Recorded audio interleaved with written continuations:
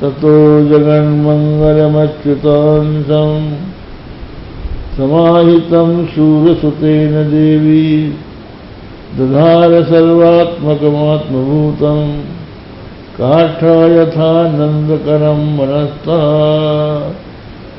ततो जगन्मंगलमच्युतांशं। तो जो अच्युत का अंश था वसुदेव जी के मन में, उस मन में जो वसुदेव जी थे, वसुदेव जी ने उस मन के भगवान को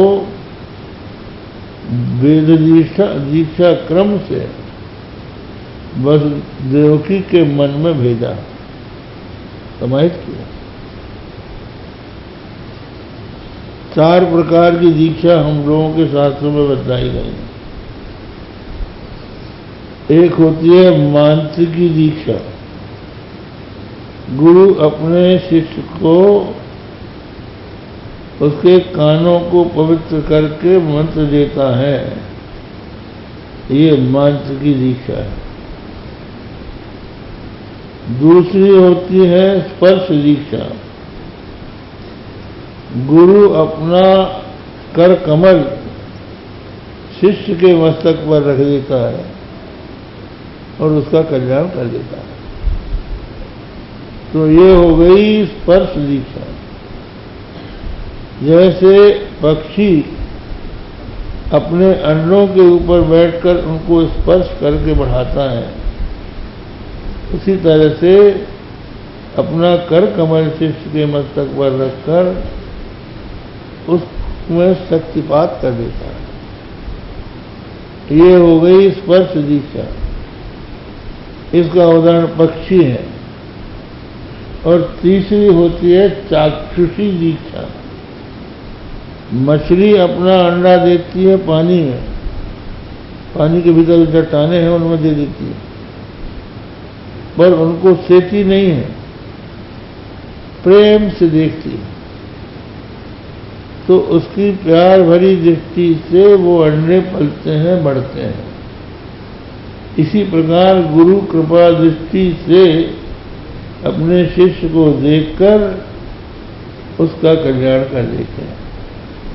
ये चाक्षुषी दीक्षा है। और चौथी मानसी दीक्षा है। गुरु अपने मन में जो भगवान है, उन भगवान को अपने शिष्य के मन में संक्रांत कर देते हैं। इसमें उदाहरण है कच्छप। कमल जो होता है वो नदी के किनारे अंडे देता है और वो स्वयं पानी में रहता है, लेकिन वो मन से उनका चिंतन करते हुए उनको बढ़ा देता है। इसलिए इसकी उपमा दी है गोस्वामी तुलसीदास जी ने बने पत्रिका में, कुटिल कर्म ले जाई जहां निज बस अपनी बरियाई, तह तह प्रभु छाड़ियो कमठ अंड की नाई, यह विनती रघुवीर गोसाई। बोले मेरे कुटिल कर्म अपनी बरियाई, अपनी बलवत्ता से मुझे किसी भी योनि में ले जाएं, लेकिन जहां भी मैं जाऊं तहाँ तहाँ जन निज छोड़ छाड़ियो, अपना प्रेम मत छोड़ना, जैसे कमठ अंड की नाई। कमठ कहीं भी रहे, कछुआ कहीं भी रहे, लेकिन अपने अंडों का चिंतन करके उनको बढ़ा देता है। इसी प्रकार गुरु कहीं भी हो, शिष्य का चिंतन करके उसका कल्याण कर देता है। ये मानसी दीक्षा कहलाती है। तो ये गुरु की महिमा है।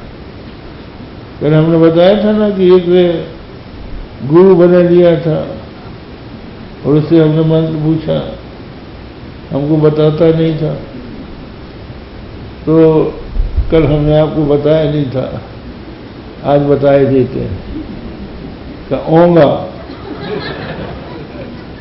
बताइए कि मंत्र है कोई?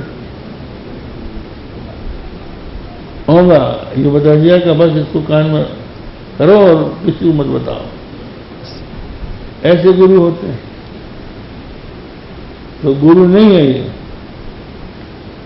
ये गुरु नहीं है, गोरू है।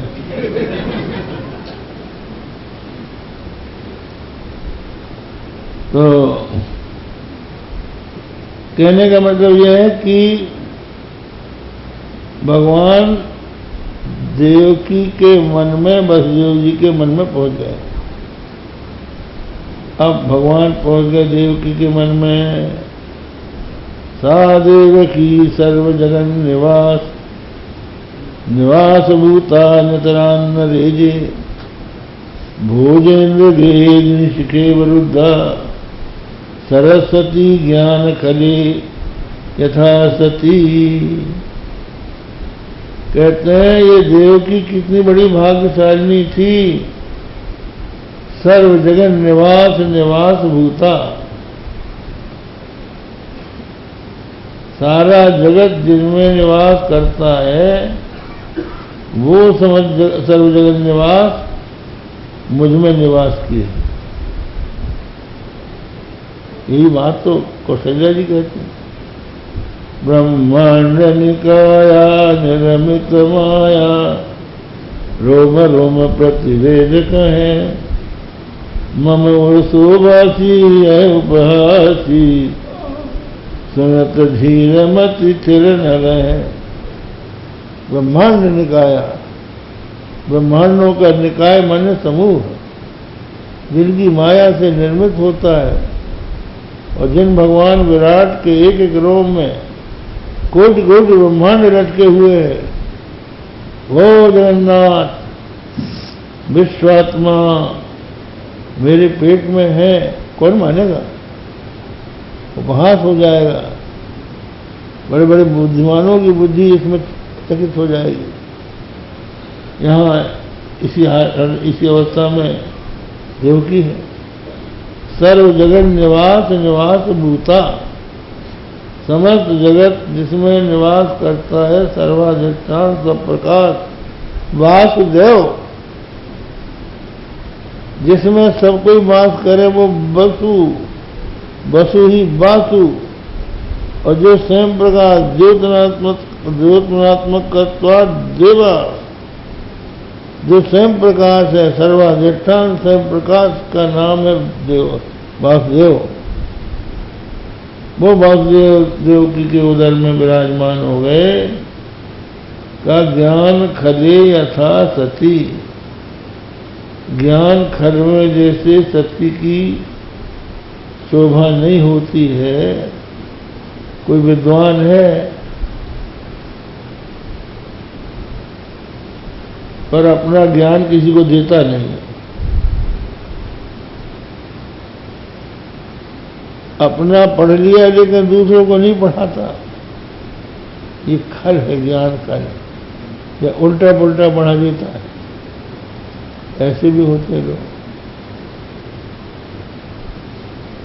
एक मास्टर था,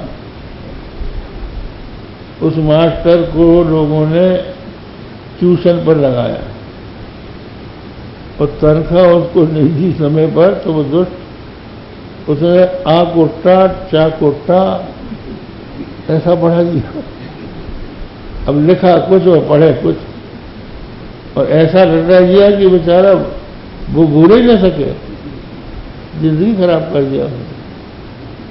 ये ज्ञान खल कहलाता है। चार मूर्खों की